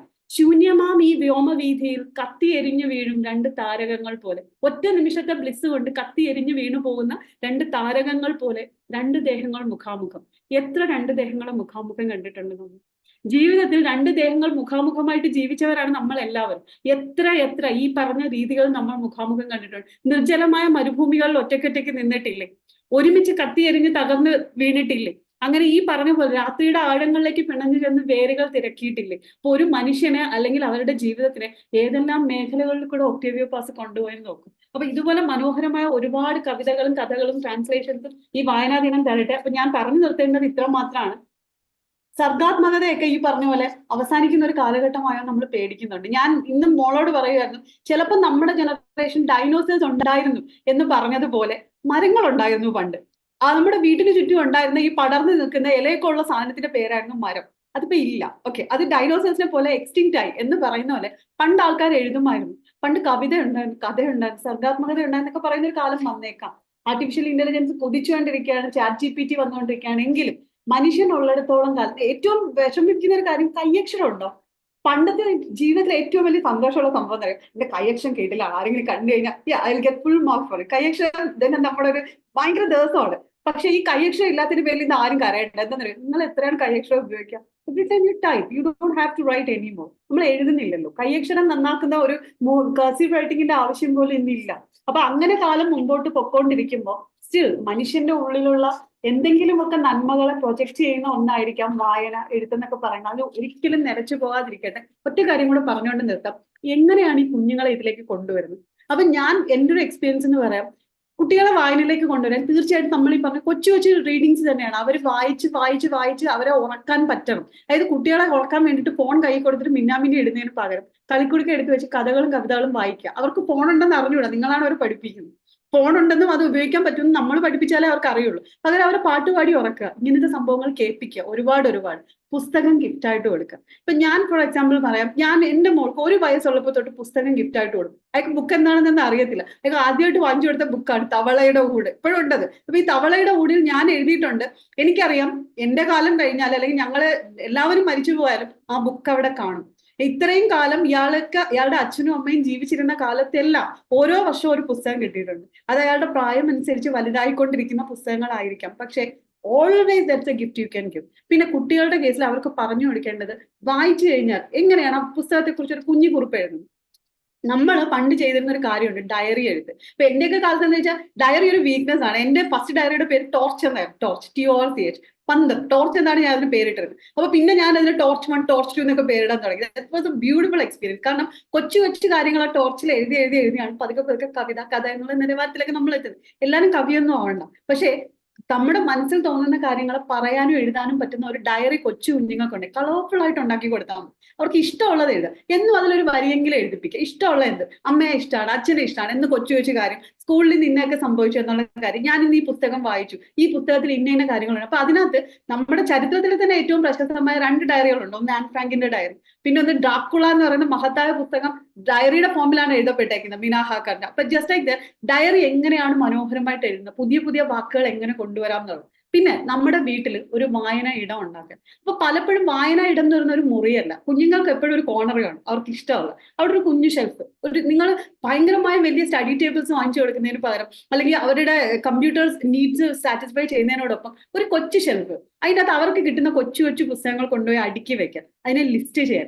ആൾക്കാർ വരുമ്പോൾ അഭിമാനത്തോടെ ഇവളുടെ ലൈബ്രറി കണ്ടോ, ഇത് ഇവന്റെ ലൈബ്രറിയാണ് എന്ന് പറഞ്ഞ് കാണിച്ചു കൊടുക്കും. ഇത് കണ്ടോ ഇവന്റെ ഡയറിയായി, ഇത് ആർക്കും കാണിച്ചു തരില്ല, ഇവൻ ഒറ്റയ്ക്ക് എഴുതുവാണ് എന്ന് പറഞ്ഞ് അവരെ പ്രൊമോട്ട് ചെയ്യും. അപ്പൊ അവർക്ക് തോന്നണം ഞാൻ ഈ ചെയ്യുന്നത് എന്തോ വലുതാണ്. അപ്പൊ മറ്റുള്ളവരുടെ മുമ്പ് വായിച്ച പുസ്തകങ്ങളെ കുറിച്ച് പ്രൊമോട്ട് ചെയ്ത് സംസാരിക്കാനുള്ള കഴിവ് കുഞ്ഞുങ്ങൾക്ക് വന്നാൽ അവർ ഇന്നത് വായിച്ചിട്ടുണ്ടെന്ന് അമിത ആവേശത്തോടെ അവർ പ്രസന്റ് ചെയ്യാൻ തുടങ്ങിയ ഈ പറഞ്ഞ അനിമയും ബാക്കി പറഞ്ഞ ഈ കൊറിയൻ ഡ്രാമയൊക്കെ പമ്പ കിടക്കും. നമ്മൾ ഈ പറഞ്ഞ ഒന്നിൽ നിന്നും കുഞ്ഞുങ്ങളെ മാറ്റിയെടുക്കാൻ പറ്റില്ല. കാരണം കാലഘട്ടത്തിന്റെ ആവശ്യങ്ങളിലൂടെ അവർ കടന്നു പോകും. പക്ഷേ സെയിം ടൈം കുറച്ച് സമയം നമ്മൾ ആഗ്രഹിക്കുന്ന രീതിയിൽ അവരുടെ സർഗാത്മകത എന്നുള്ളതിലുപരി അവരുടെ നന്മയെ വളർത്താനെങ്കിലും ജീവിതം, ലോകം എങ്ങനെയാണ്, നമുക്ക് ചുറ്റുമുള്ള ലോകം എങ്ങനെയാണ്, അതിനെ ഡീൽ ചെയ്യേണ്ടത് എങ്ങനെയാണെന്നുള്ള വലിയ പാഠങ്ങൾ അവനവന്റെ ഇമാജിനേഷനിലൂടെ കാര്യങ്ങൾ കാണാനുള്ള കഴിവ് അവരിലേക്ക് എത്തിക്കാൻ കഴിഞ്ഞാൽ that's the biggest thing you can ever give as parents എന്ന് എനിക്ക് തോന്നുന്നു, ഓർ ഗ്രാൻഡ് പാരന്റ്സ്. അപ്പൊ നമുക്ക് കുഞ്ഞുങ്ങളെ വായനയിലേക്ക് കൊണ്ടുവന്നാൽ മാത്രമേ വായന ഒരു എന്താ പറയാ പ്രസ്ഥാനമായിട്ട് മാറൂ. അതിനുള്ള കഴിവ് നമുക്ക് എല്ലാവർക്കും ഉണ്ടാവട്ടെ എന്ന് പറഞ്ഞുകൊണ്ട് വാക്കുകൾ ചുരുക്കുന്നു. വളരെ നന്ദി. വളരെ ഉജ്ജ്വലമായിട്ട് ഡോക്ടർ ഷീബ സംസാരിക്കുകയുണ്ടായി. ഈ പുസ്തകത്തിന് വേണ്ടി അടികൂടുന്നത് പറഞ്ഞപ്പോൾ എനിക്ക് ഓർമ്മ വന്നത് നിത്യജൈതൻ എഴുതിയ ഒരു കാര്യമാണ്. അതായത് നിലരേപ്പ് എന്ന പുസ്തകം വായിക്കാനായിട്ട് അദ്ദേഹത്തിന്റെ ഗുരുവായ നടരാജഗുരു പറഞ്ഞു, പോയി വായിക്കാൻ പറഞ്ഞു. അപ്പൊ കേട്ട ബാധ അനുസരണമുള്ള ശിഷ്യൻ ഉടനെ ലൈബ്രറിയിലേക്ക് കുതിച്ചു. ഒരേ സമയം ഇദ്ദേഹം 2 പേരോട് പറഞ്ഞു. അപ്പൊ 2 പേർക്ക് ഒരേ സമയം പുസ്തകം കൈ കിട്ടി. അപ്പുറം പിടിവലി, അവസാനം ഒരുമിച്ചിരുന്ന് വായിച്ചു എന്നുള്ള നിത്യജൈതന് പറഞ്ഞിട്ടുണ്ട്. അതുപോലെ തന്നെ ഈ കഥ പറയുമ്പോൾ അമ്മമ്മയുടെ മടിയിൽ കിടന്ന് കഥ കേട്ട ഒരാള് പിൽക്കാലത്ത് കേരളത്തിലെ മഹാകവിയായി മാറി, വിപ്ലവ നക്ഷത്രമായി മാറി വയലാർ രാമവർമ്മ. വയലാർ രാമവർമ്മയുടെ കവിത പലപ്പോഴും മനസ്സിന്റെ ഉള്ളിൽ ഉറവെടുക്കാൻ കാരണം, കഥകളെ കുത്തി നിറയ്ക്കാനുള്ള കാരണം ഈ അമ്മുമ്മ പറഞ്ഞ കഥകളാണ്. അപ്പോൾ ഷീബ ഡോക്ടർക്ക് കഥ പറയാനുള്ള കഴിവ് കൂടിയുണ്ട്, ഭാവിയിൽ എഴുതാനുള്ള കഴിവ് തീർച്ചയായിട്ടും ഉണ്ട്. ഒരു ബുക്കർ പ്രൈസോ പുലിത്സർ പ്രൈസോ നോബൽ സമ്മാനമോ ഒക്കെ നമ്മുടെ കൊച്ചു കേരളത്തിലേക്ക് വരട്ടെ എന്ന് ആശംസിക്കുന്നു. അപ്പൊ ഇനി നമ്മുടെ പ്രിയങ്കരനായ പരീസ് സാറിന് ഈ പ്രോഗ്രാമിന് ആശംസ പറയാൻ ക്ഷണിക്കുകയാണ്. സാറേ. നമസ്കാരം, കേൾക്കാമല്ലോ അല്ലേ? കേൾക്കാം സാർ. എനിക്ക് എൻ്റെ പണി വളരെ ലഘൂകരിക്കപ്പെട്ടിരിക്കുകയാണ്. കാരണം എന്ന് വെച്ചാൽ മണക്കൂർ സാറിൻ്റെ പ്രസംഗവും അതുപോലെ തന്നെ നമ്മുടെ മുഖ്യ പ്രഭാഷകരുടെ വിസ്തരിച്ചുള്ള ഈ പ്രത്യേക ടോപ്പിക്കിൻ്റെ റിലവൻ്റ് ആയിട്ടുള്ള കാര്യങ്ങളുടെ എക്സ്പ്ലനേഷനും ശരിക്കും പറഞ്ഞാൽ ഞാൻ പറയാൻ ഉദ്ദേശിച്ച പല കാര്യങ്ങളും ഓൾറെഡി പറഞ്ഞു കഴിഞ്ഞു. ഇനി ഞാൻ പറയാൻ പോയാൽ അതൊരു റെപ്പിറ്റേഷൻ ആയി പോകും എന്നുള്ളതാണ് എനിക്ക് തോന്നുന്നത്.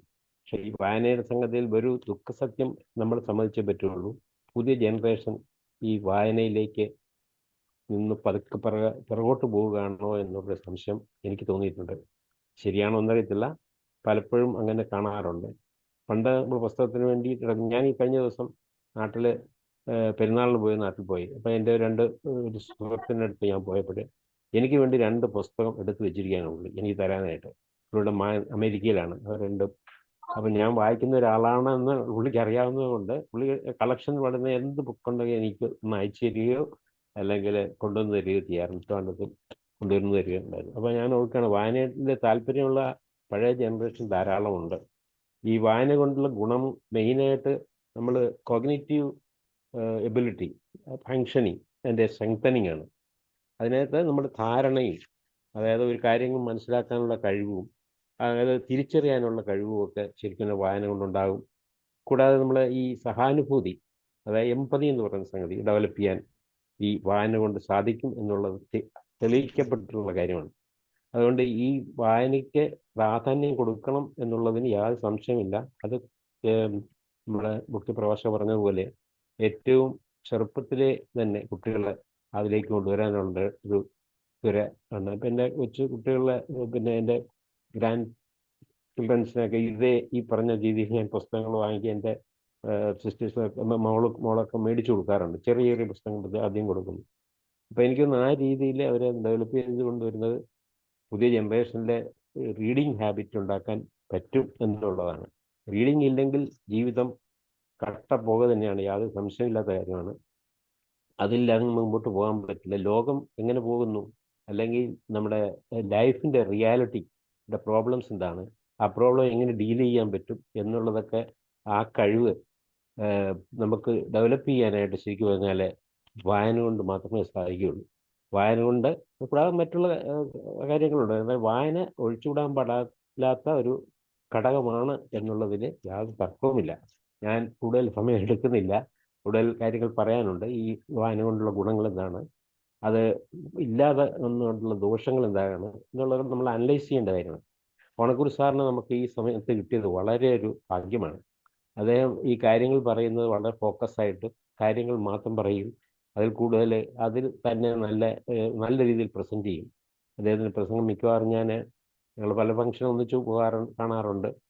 അപ്പം അല്ലാതെ തന്നെ പ്രശ്നമാണ്. അപ്പോൾ ഞാനൊരു ഒന്നിച്ചിരിക്കുന്ന ഒരു ഫോട്ടോ ബന്നേജ് ഡോക്ടർ കണ്ടപ്പോഴേ എന്നോട് പറഞ്ഞു ഇങ്ങനെ ഒരു സംഗതി ഉണ്ട്. ഞാൻ കുഴപ്പമില്ല, അദ്ദേഹം വളരെ സിമ്പിൾ മാനാണ്, നമ്മളൊന്ന് പറഞ്ഞാൽ സമ്മതിക്കും. അതുപോലെ തന്നെ അദ്ദേഹം സമ്മതിക്കുകയും ചെയ്തു. അതുപോലെ വളരെ റിലവൻ്റ് ആയിട്ടുള്ള കാര്യങ്ങൾ പറയുകയും ചെയ്തു. അതിൽ വളരെ സന്തോഷമുണ്ട്. ഈ ദിനാശംസ, വായനാ ദിനാശംസ എല്ലാവർക്കും നേർന്നുകൊണ്ട് പ്രാർത്ഥിച്ചുകൊണ്ട് എൻ്റെ ചെറിയ വാക്കുകൾ ഉപസരിക്കും. Thank you very much. Thank you. തീർച്ചയായിട്ടും പ്രത്യേകിച്ച് നമ്മുടെ IFPH പ്ലാറ്റ്ഫോമിലേക്ക് വിവിധ മേഖലകളിലുള്ള ആൾക്കാരെ കണക്ട് ചെയ്യുന്ന കുറേയധികം പേരുണ്ട്. അതിലേറ്റവും പ്രമുഖനായ ഒരാൾ പരീസ് സാറാണ്. പിന്നെ ഗൾഫിൽ നിന്നുള്ള നമ്മുടെ അബ്ദുൽ സലാം സാറുണ്ട്, നമ്മുടെ ഭാഗ്യലക്ഷ്മി ഡോക്ടർ ഉണ്ട്. ഇങ്ങനെ പ്രോഗ്രാം വരുമ്പോൾ നമ്മളിങ്ങനെ പരതുകയാണ് എവിടെ നോക്കണം എന്നുള്ളത്. പക്ഷെ ഭാഗ്യത്തിന് വീട് കിട്ടി. എന്തായാലും സാറിന്റെ വ്യക്തിത്വത്തിന്റെ ഫലമായിട്ടാണ് തീർച്ചയായിട്ടും ഇത്രയും വലിയൊരാൾ ഇങ്ങോട്ട് വന്നു എന്നുള്ളത്. നമ്മൾ ചിന്തിക്കണം എന്തുകൊണ്ട് അദ്ദേഹം പറഞ്ഞ ഉടനെ വന്നു എന്നുള്ളത്. ഇനി നമ്മൾ വേറെ വലിയൊരു പ്രോജക്റ്റ് വെക്കുന്നുണ്ട്. ജൂലൈ 27-ന് APJ അബ്ദുൽ കലാം അനുസ്മരണം വെക്കുന്നുണ്ട്. അതിന് നമ്മൾ സർപ്രൈസ് ആയ ഒരാളിനെ നോക്കി വെച്ചിട്ടുണ്ട്. അത് പരീസ് സാർ വഴി എത്തുമെന്നാണ് ഞാൻ പ്രതീക്ഷിക്കുന്നത്. അതുപോലെ തന്നെ നമ്മുടെ ലൈബ്രറിയെ കുറിച്ച് പറഞ്ഞപ്പോൾ ലോകത്തിലെ ഏറ്റവും വലിയ ലൈബ്രറി എന്ന് പറയുന്നത് ഞാൻ മനസ്സിലാക്കിയിട്ടുള്ള അമേരിക്കൻ സെൻട്രൽ ലൈബ്രറിയാണ്. കേരളത്തിലെ ഏറ്റവും പഴക്കമേറിയ വലിയ ലൈബ്രറി എന്ന് പറയുന്നത് നമ്മുടെ തിരുവനന്തപുരം പബ്ലിക് ലൈബ്രറിയാണ്. ഏതാണ്ട് 200 വർഷം പിന്നിടുകയാണ്. ഏതാണ്ട് 3 ലക്ഷത്തോളം പുസ്തകങ്ങളുള്ള വലിയ വിശാലമായ ലൈബ്രറിയാണ്. ഇപ്പോൾ ഈ ഗൂഗിൾ ഉള്ളത് കണ്ട് ലൈബ്രറികൾ ഏതാണ്ട് മങ്ങി തുടങ്ങി. എന്നിരുന്നാൽ പോലും Sacred works of the east ഒരു പുസ്തകം കൊണ്ട് നമ്മുടെ അദ്ദേഹം മാക്സ് മുള്ളർ എഡിറ്റ് ചെയ്തതാണ്. 50 വോളിയമാണ്. ഇതൊക്കെ മോണ്യുമെന്റൽ വർക്ക്സ് ആണ്. നമ്മൾ മറ്റൊന്നായി പരിഹസിച്ചെങ്കിലും മറ്റൊരുത്തർക്ക് വേണ്ടി എന്നാകിലും ഇത് വല്ലപ്പോഴൊക്കെ ഒന്ന് കാണുക, ആ ഒരു ലോകത്തേക്ക് പോകുക എന്നുള്ള ഒരു വൈദ്യധർമ്മത്തിൽ പെടുന്നതാണെന്ന് ഞാൻ പറയാൻ ആഗ്രഹിക്കുന്നു. നമ്മുടെ ഇത് എല്ലാത്തിന്റെയും മാസ്റ്റർ മൈൻഡ് നട്ടെല്ലുമായ ധനേഷ് ഡോക്ടറെ ഈ പരിപാടിക്ക് ഔപചാരികമായി നന്ദി പറയാൻ ക്ഷണിക്കുകയാണ്. ധനേഷ് ഡോക്ടറെ. വളരെ വളരെ സന്തോഷമുണ്ട് ഇങ്ങനെ ഒരു വേദി ഇവിടെ നമുക്ക് അണിയിച്ചൊരുക്കാൻ പറ്റിയതിൽ. കാരണം വായന എന്ന് പറയുന്നത് വളരെ അത്യാവശ്യമുള്ള ഒരു കാര്യമാണെന്ന് എല്ലാവർക്കും അറിയാം. പക്ഷെ എന്തുകൊണ്ടോ നമ്മുടെ സമൂഹം വായനയിലോട്ട് പോകുന്നില്ല. പക്ഷേ ഇപ്പം വായനയില്ല, ഷോർട്ട് വായനകളാണ് ഫേസ്ബുക്കിലും വാട്സപ്പിലും ഒക്കെ വരുന്നുണ്ട്.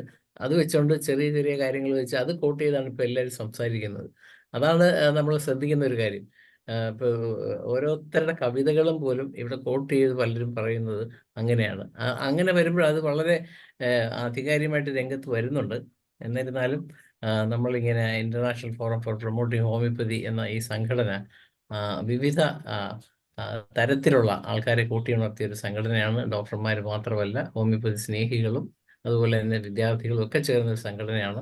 അപ്പോൾ നമുക്കിങ്ങനെ ഒത്തുചേരാനും പരസ്പരം സംസാരിക്കാനുമുള്ള വളരെ നല്ല ഒരു വേദിയായി ഇതിനെ മാറ്റാൻ നമുക്ക് പറ്റുന്നുണ്ട്. ഈയിടെയായിട്ട് മനോജ് ഡോക്ടറുടെ നേതൃത്വത്തിൽ ഇങ്ങനെയുള്ള സ്പെഷ്യൽ പ്രോഗ്രാംസ് എല്ലാം നമ്മൾ നടത്താൻ തയ്യാറാകുന്നു. അതിന് പ്രത്യേകിച്ചൊരു അഭിനന്ദനം മനോജ് ഡോക്ടർക്ക് കൊടുക്കേണ്ടതായിട്ടുണ്ട്. പിന്നെ ഇന്ന് നമ്മുടെ ഈ വേദിയിൽ വന്ന് വളരെ നല്ല രീതിയിൽ നമുക്ക് ഒരു ഉദ്ഘാടന പ്രസംഗവും വായനയെക്കുറിച്ചുള്ള കാര്യങ്ങളൊക്കെ നമുക്ക് പറഞ്ഞു തന്ന ജോർജ് ഓണക്കൂർ സാറിന് വളരെ അഗാധമായ ഒരു കൃതജ്ഞത അല്ലെങ്കിൽ നന്ദി എൻ്റെ പേരിലും IEPHന്റെ പേരിലും രേഖപ്പെടുത്തുകയാണ്. അതിനുശേഷം നമ്മുടെ മുഖ്യ പ്രഭാഷകയായിട്ട് ഈ വേദിയിൽ വന്ന് ഏതാണ്ട് ഒരു 1 ഡേ ക്രിക്കറ്റിന്റെ സ്റ്റൈലിൽ തന്നെ വളരെ വേഗത്തിൽ ഒത്തിരി കാര്യങ്ങൾ ഇങ്ങനെ മനസ്സിന്റെ ഉള്ളിൽ നിന്ന് പുറത്തോട്ട് വരാൻ ഇങ്ങനെ ചാടി വരുന്ന രീതിയിൽ മലയാള ഭാഷയുടെ സൗന്ദര്യം മുഴുവൻ ഈ വേദിക്ക് പങ്ക് വെച്ചുകൊണ്ട് വായനയുടെ ആധികാരികമായ ഒരു അവതരണമാണ് ഡോക്ടർ വേദിക്ക് സമ്മാനിച്ചത്. തീർച്ചയായും IEPHന്റെ പേരിലും എൻ്റെ പേരിലും വളരെ വളരെ നന്ദി രേഖപ്പെടുത്തുകയാണ്. പിന്നെ നമ്മുടെ അതിഥിയായി നമ്മോടൊപ്പം വളരെ എല്ലാ കാര്യത്തിലും മുന്നിട്ട് നീങ്ങുന്ന ഫരീദ് ബാവഖാൻ സാറ് ഈ വേദിക്ക് ആശംസ പറയുകയുണ്ടായി. സാറിനും IEPHന്റെ പേരിലും എൻ്റെ പേരിലും നന്ദി രേഖപ്പെടുത്തുന്നു. അതുകൂടാതെ നമുക്ക് സ്വാഗതം എന്ന് പറഞ്ഞ നമ്മുടെ പ്രിയങ്കരിയായ ഡോക്ടർ P. ശൈലയ്ക്ക് IEPHന്റെ പേരിലും എൻ്റെ പേരിലും നന്ദി രേഖപ്പെടുത്തുന്നു. പിന്നെ ഈ വേദിയിൽ സന്നിഹിതരായിരുന്ന എല്ലാവരും ആക്റ്റീവായിട്ട് പങ്കെടുക്കുകയും, പക്ഷേ നമുക്ക് ചർച്ചയ്ക്ക് 1 മണിക്കൂർ ആയതുകൊണ്ട് മാത്രം ഈ വേദിയിലുള്ള അംഗങ്ങൾക്ക് സംസാരിക്കാൻ അവസരം കൊടുക്കാനായില്ല. പ്രത്യേകിച്ചും ചന്ദ്രമോഹൻ സാറിൻ്റെ ഒരു പാട്ടും അതുപോലെ തന്നെ ഹരിഹരൻ ഡോക്ടറുടെ സംസാരമൊക്കെ കേൾക്കണമെന്ന് നമുക്ക് ആഗ്രഹമുണ്ട്. പക്ഷേ സമയപരിമിതി കാരണം നമുക്കത് കൺക്ലൂഡ് ചെയ്യേണ്ടതായിട്ടുള്ളത് കൊണ്ട് ഈ വേദിയിൽ പങ്കെടുത്ത എല്ലാവർക്കും IEPHന്റെ പേരിൽ നന്ദി രേഖപ്പെടുത്തുന്നു. പിന്നെ പ്രത്യേകം എടുത്തു പറയേണ്ട ഒരു കാര്യം നമ്മുടെ മനോജ് ഡോക്ടറാണ്. തുടക്കം മുതൽ അവസാനം വരെ ഓരോരുത്തരെ വിളിക്കുകയും അവരെയൊക്കെ കോണ്ടാക്ട് ചെയ്യും, അപ്പോഴപ്പോൾ തന്നെ എല്ലാവരും വേദിയിൽ എത്തിക്കുകയും അവരിൽ നിന്ന് നല്ല കാര്യങ്ങൾ ഇങ്ങനെ വേദിക്ക് പങ്കുവെക്കാനുള്ള അവസരം ഇണക്കി തന്ന IEPHന്റെ കോർഡിനേറ്റർമാരിൽ ഒരാളായ മനോജ് ഡോക്ടർക്ക് പ്രത്യേകം അഭിനന്ദനങ്ങളും നന്ദിയും രേഖപ്പെടുത്തുകയാണ്. നന്ദി, നമസ്കാരം. അതെ, മനസ്സിന്റെ താളുകൾക്കിടയിൽ ഞാൻ മയിൽപ്പീലി ഒളിച്ചു വെച്ചു എന്ന് കേട്ടത്. മയിൽപ്പീലി വലിയ വലിയ ഇത് ടൺ കണക്കിനുള്ള അറിവാണ് ഡോക്ടർ ഷീബ രജികുമാർ പങ്കുവച്ചത്. ഇപ്പൊ എനിക്കൊരു ആശയം തോന്നുന്നു, നമുക്ക് വല്ലപ്പോഴെങ്കിലും ഒരു പുസ്തകത്തെ കുറിച്ചുള്ള ഒരു പുസ്തക നിരൂപണം നമുക്ക് IEPHന്റെ പ്ലാറ്റ്ഫോമിൽ വെക്കണം. ഇന്ന് നമുക്ക് തീരുമാനിക്കാം. ധനേഷ് ഡോക്ടറെ റെഡി ആയിക്കോളൂ. ഷീബ രജികുമാർ ഡോക്ടർ റെഡിയാണ്. ഇത്രയും പറഞ്ഞുകൊണ്ട് ഇന്നത്തെ പരിപാടിയോട് അവസാനിപ്പിക്കുകയാണ്. എല്ലാവർക്കും ശുഭനിദ്ര, ശുഭരാത്രി. നന്ദി, നമസ്കാരം.